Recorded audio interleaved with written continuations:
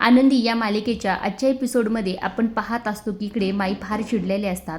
त्या म्हणत असतात की या विद्याधरने अजिबातच चांगलं केलेलं नाही, इतके पापं करून तो कुठे फेडणार आहे, याचं वाटोळं व्हावं असंही ते माई म्हणत असतात. इकडनं बापू म्हणत असतात तू काळजी करू नको, त्याची पापाची शिक्षा देव त्याला नक्कीच देईल, पण आपल्या शलाकाचं काय करायचं, ती सुद्धा काही चांगलं वागत नाही. त्यावर इकडनं माई म्हणत तिचं तर नाव काढूच नका, ती तर माझी मुलगी आहे, याची सुद्धा मला लाज वाटते, माझे संस्कार कुठेतरी कमी पडलेत असं माईने म्हटल्याबरोबर आनंदी म्हणत असते माई असं अजिबातच म्हणू नका, असं जर असतं तर समीदादा इतक्या चांगल्या झाल्या असत्या का, सांगा बरं. आता यांचं बोलणं सुरू असतं तितक्यात इकडनं जी काही अर्ची असते ती म्हणत असते माझ्याकडनं एक भन्नाट आयडिया आहे, आपण काय करूया की साधूबाबाकडे जाऊया आणि या दोघांनासुद्धा त्यांच्याकडे घेऊन जाऊया, त्यांना भूत बनवूया आणि एका बॉटलमध्ये बंद करून घेऊया असं म्हटल्याबरोबर इकडनं आरती चिडते. आरती म्हणत असते काय चाललंय आरची, तुझं घरात एवढं मोठं संकट असताना तुला काय मस्करी सुचते ग. त्यावर आरची म्हणत असते पण मी एवढी चांगली आयडिया दिली तरीसुद्धा तुम्हाला आवडली नाही. आरती म्हणत असते तू शांत व्हा आरची, नाहीतर मी तुला फटका देईल बघ जोरात. आता ह्या दोघींना शांत करते आनंदी. आनंदी म्हणत असते तुम्ही दोघी शांत बसा बरं, आणि आरची असा विचार नाही करायचा बा, ते तसे वागतात म्हणून आपणही तसाच विचार करायचा का, मग आपल्यात त्यांच्यात काय फरक आहे. अगं इथं तर मोठा प्रश्न आहे, आता विद्याधर कमी होता तर ही शलाकासुद्धा आली, आता तर मला कळत नाही नेमकं काय करावं, मुलांसमोर तर खूप मोठा प्रश्न उभा राहिला आहे. आता फक्त आपण एवढंच करू शकतो की देवापुढे हात जोडून सगळं काही छान होऊ दे आणि मुलांना चांगला निर्णय घेण्याची सद्बुद्धीसुद्धा देऊ दे, असाच विचार करू शकतो असंही ते आनंदी म्हणत असते. इकडे दुसऱ्या बाजूंचा गोंधळ उडालेला असतो. इकडे जो काही प्रांजल असतो तो म्हणत असतो काय चाललंय या घरात, मला काही कळत नाहीये, विचार करून करून अक्षरशः डोकं फुटायची वेळ आली, कोण खरं बोलतंय कोण खोटं बोलतंय हेच कळत नाही. असं म्हटल्यानंतर मिताली म्हणत असते प्रांजल तू शांत हो बरं, जरा शांतपणे विचार कर की घरात नेमकं काय चाललंय, म्हणजे बघ ना तू आता. आनंदी आणि तिच्या बहिणीचं असं म्हणणं आहे की काकांनी तिच्यासोबत वाईट कृत्य केलं, मग हे सगळं काही धनश्री काकू आणि आत्तूला तर चांगलंच माहीत असेल, त्यांच्यापासून हे कसं काय लपलं असेल, तरीसुद्धा त्यांनी काकाला या घरात कसं काय ठेवून घेतलं. यांचं जाऊ दे रे, सगळ्यांचं जाऊ दे, पण बाबांचं काय, बाबांना तर माहीत होतं ना, मग तरीसुद्धा आनंदी आणि विद्याधर काकाला एकाच घरात त्यांनी कसं काय राहून दिलं, एवढा मोठा गुन्हा त्यांचा कसं काय माफ केला, आपण तर बाबाला चांगलं ओळखतो, मग बाबांनी असं कसं केलं. असं म्हटल्यानंतर प्रांजल म्हणत असतो म्हणजे तुला काय म्हणायचं, बाबा खोटं बोलतात का. मिताली म्हणत असते मला तर काही कळत नाही, नेमकं काका खोटं बोलतोय का बाबा खोटं बोलतात, खरंच माझं तर ना विचार करू करू डोकं फुटायची बारी आली. असं म्हटल्यानंतर प्रांजल म्हणत असतो यापेक्षा माझं हॉस्टेल बरं आहे, रक्ताची नाती तरी कशाला हवीत, ती परकी नातीसुद्धा विश्वासात घेऊन सगळ्या गोष्टी सांगतात, पण मात्र या सगळ्यांनी आपल्यासोबत काय केलंय. इकडनं मिताली म्हणत असते हो प्रांजल तुझं अगदी बरोबर आहे, आम्हीसुद्धा मुंबईला होतो तेच बरं होतं, तिथेही एकटे आणि इथेही एकटेच पडलोय की, आपलं म्हणून इथे कोण आहे.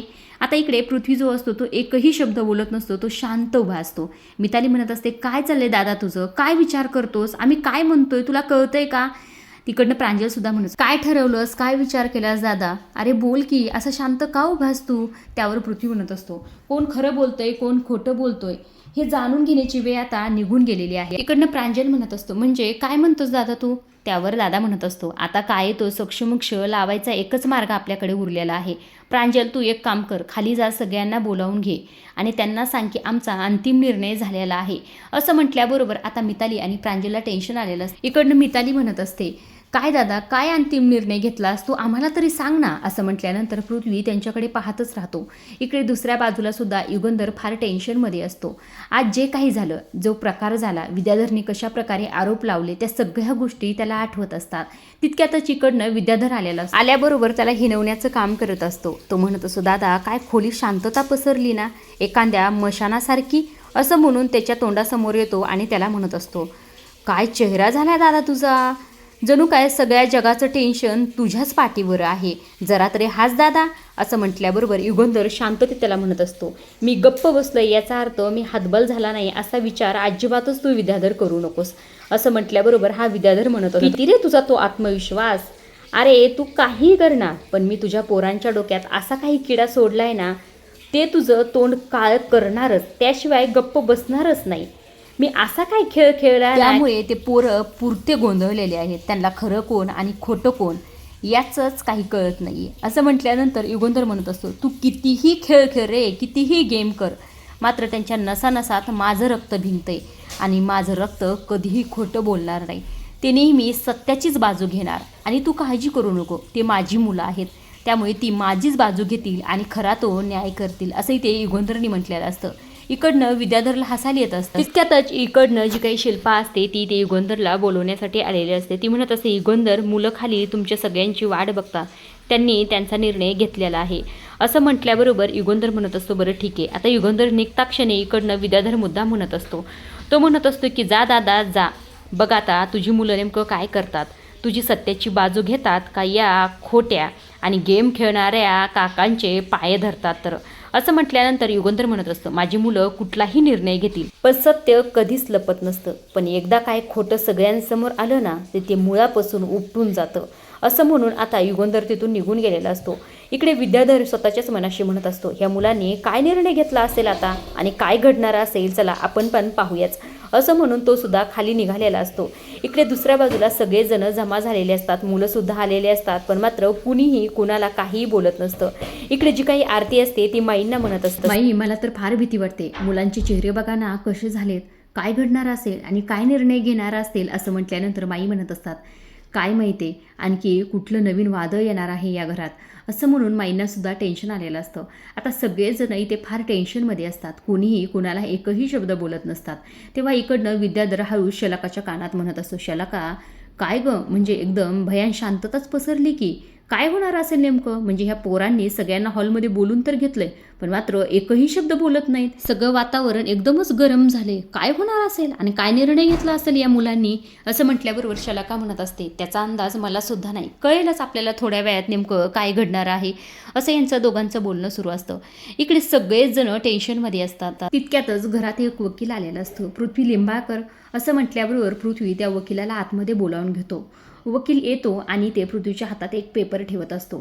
तेव्हा खरं तर इकडनं जो काही विद्याधर असतो तो म्हणू लागतो, काय रे पृथ्वी, आपल्या घरात वकील काय करतोय. इकडनं शलाका सुद्धा म्हणत असते, काय चाललंय हे सगळं काही. त्या दोघांना अजिबातच दम नसतो. आता इकडनं पृथ्वी युगंधरकडे पाहतो आणि म्हणत असतो, डिवोर्स पेपर. आता हे ऐकल्यानंतर सगळ्यांनाच धक्का बसलेला असतो. आता पृथ्वी इकडे युगंधरकडे येतो आणि युगंधरला म्हणत असतो, मिस्टर लिंबाळकर, जर तुमची बाजू खरी असेल या आनंदीला आजच तुम्ही घटस्फोट द्या असं म्हटल्यानंतर आता सगळ्यांनाच धक्का बसलेला असतो. मुलांनी एवढा मोठा निर्णय घेतलेला असतो त्यामुळे कुणालाही काहीही कळत नसतं. आता इथे पृथ्वी एवढ्यावरच थांबत नाही, पुढे युगंधरला म्हणत असतो, तुम्ही मगाशीच म्हटला होतात ना की आनंदीबरोबर तुमचं लग्न कुठल्या परिस्थितीत झालं, मग मुक्त व्हा या त्रासातून आणि या आनंदीला डिवोर्स द्या. हे सगळे काही शब्द जेव्हा आनंदी ऐकते तेव्हा मात्र आनंदीच्या पायाखालची जमीन सरकलेली असते. आनंदीला चक्कर आलेली असते आणि अक्षरशः तिच्या सगळ्या बांगड्या फुटलेल्या असतात आणि त्याच बांगड्याचा कास तिच्या हाताला लागलेला असतो. तिच्या हातातनं रक्त गळू लागलेलं असतं. आता हे सगळं काही युगंधर मागे वळून पाहत असतो. त्याचं लक्ष पूर्ण आनंदीकडे असतं. त्याला दिसत असतं की आनंदीला ह्या सर्व गोष्टीचा किती त्रास होत आहे. इकडे पृथ्वी मात्र अजिबातच शांत होत नसतं. त्याला चुटक्या वाजूनच इथे युगंधरला तो बोलण्याचं काम करत असतो. तो म्हणत असतो, लक्ष द्या मिस्टर लिंबाळकर माझ्याकडे, तुम्हाला आज एक काहीतरी निवडावंच लागेल, तुमची मुलं किंवा ही आनंदी. आता हा पृथ्वीचा शेवटचा निर्णय असतो त्यामुळे ते आनंदीला टेन्शन येणं साहजिक आहे. इकडे कळत नसतं नेमकं हे काय चाललंय, मुलांनी एवढा धक्कादायक निर्णय का घेतला असेल, हे काय चाललंय हेच घरच्यांना कळत नसतं. आता पृथ्वीने खरं युगंधर समोर पेन आणि पेपर ठेवलेला असतो आणि त्याला साईन करायला वेळ दिलेला असतो. तुमचा निर्णय घ्या असं म्हटलेला असतो. युगंधर मात्र शांत उभा असतो, एकही शब्द बोलत नसतो आणि त्यांनी साईन सुद्धा केलेली नसते. जेव्हा पृथ्वी वळून पाहतो तेव्हा युगंधरला म्हणत असतो, कसला विचार करताय मिस्टर लिंबाळकर तुम्ही, आता तुम्हाला एक उत्तर द्यायलाच हवं आम्हाला. आज तुम्हाला एक तरी निवडावंच लागेल, तुमची रक्ताची मुलं किंवा ही आनंदी. असंही ते आनंदीकडे बोट करून आणि रागातच तो म्हटलेला असतो. युगंधर मात्र इथे गप्प उभा असतो. पृथ्वी इतका चिडचिड करत असतो मात्र युगंधर सगळ्या गोष्टी शांततेने घेत असतो. आता सगळ्यांचंच लक्ष युगंधरच्या निर्णयाकडे असतं. युगंधर नेमकं काय निर्णय घेईल याची सगळेजण वाट पाहत असतात आणि फायनली खरे युगंधरने सगळ्यांना ठणकावून सांगितलेलं असतं की मी आनंदीला घटस्फोट देणार नाही. जेव्हा युगंधरच्या तोंडातून हे शब्द येतात तेव्हा मात्र मुलांना धक्का बसलेला असतो. त्यांच्या पायाखालची जमीन सरकलेली असते आणि त्यात भर घालण्याचं काम इकडनं विद्याधर करू लागलेला असतो. त्याला तर एक ऐती संधीच भेटलेली असतो. तो इथे सगळ्यांना वरडू म्हणत असतो, झालं का बघा, सगळ्यांनी बघितलं ना, माझं पटलं ना म्हणणं सगळ्यांना, मी जी काही स्टोरी सांगितली होती ती अगदी 100% खरी होती. हा माणूस तुमच्या आईला विसरून, आमच्या समीदा ताईला विसरून या आनंदीच्या प्रेमात पडलाय, तिला त्यांनी मनापासून स्वीकार आणि आता जो निर्णय घेतला त्यांनी त्यावरनं तरी हे सिद्ध होतंय की ह्या लग्नाला हा पूर्णपणे सहमत आहे म्हणून. असं म्हणून तो समोर येतो. ताटातले 2 हार घेतो, आनंदीच्या हातात एक देत असतो आणि युगंधरच्या हातात, आणि दोघांना म्हणत असतो, दोघे एकमेकांना घाला आणि करा तुमच्या नवीन संसाराची सुरुवात.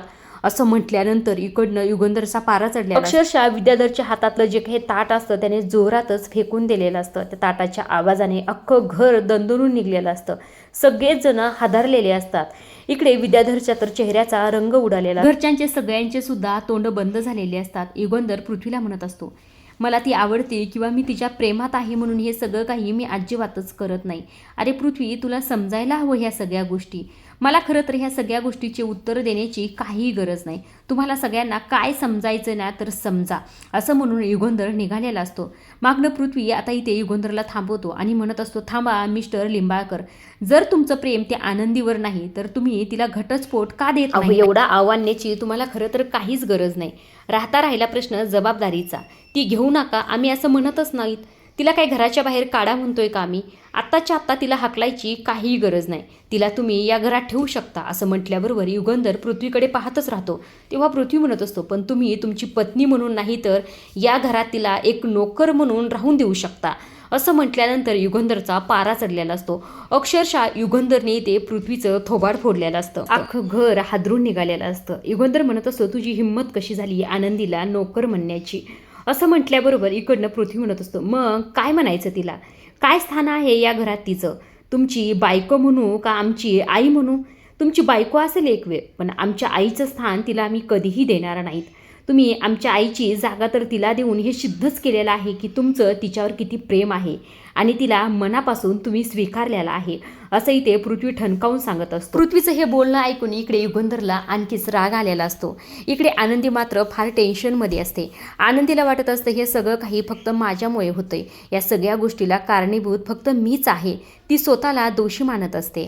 आजच्या पुरतं एवढंच. पुढील भागात आपण पाहत असतो की एवढं सगळं होऊन सुद्धा ही शिल्पा युगंधरकडे गेलेली असते आणि युगंधरला म्हणत असते, युगंधर खरं तर तुझ्या आणि आनंदीच्या लग्नाला उद्या 2 महिने होतात आणि ह्याच आनंदाच्या क्षणी मी एक पार्टी ठेवलेली आहे. असं म्हटल्यानंतर युगंधर आता इकडे शिल्पाकडे पाहतच. शिल्पा हे सगळं काही मुद्दाम करत असते. तिला फक्त आगीत तेल ओतण्याचं काम करायचं असतं. इकडे दुसऱ्या बाजूला सुद्धा विद्याधरचा कहर माजलेला असतो. अक्षरशः तो हॉलमध्ये दारूची बॉटल घेऊनच बसलेला असतो. त्याच्या सोबतीला खरं शलाका सुद्धा आलेली असते. इकडे माई चिडलेली असतात. माई म्हणत असतात, विद्याधर जरा तरी लाज बाळग, अरे काय चाललंय तुझं?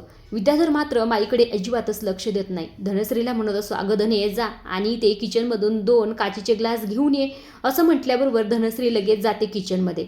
मात्र आनंदीने तिला थांबवलेलं असतं. इकडे धनश्री म्हणत असते, अगं मला जाऊ दे. आनंदी म्हणत असते, अजिबातच नाही. या घरात हॉलमध्ये दारूचा एकही थेंब कुणी पिणार नाही. असं म्हटल्याबरोबर हा विद्याधर लगेच आनंदीला धमकवण्यासाठी येत असतो. तो म्हणत असतो, काय म्हटलीस तू?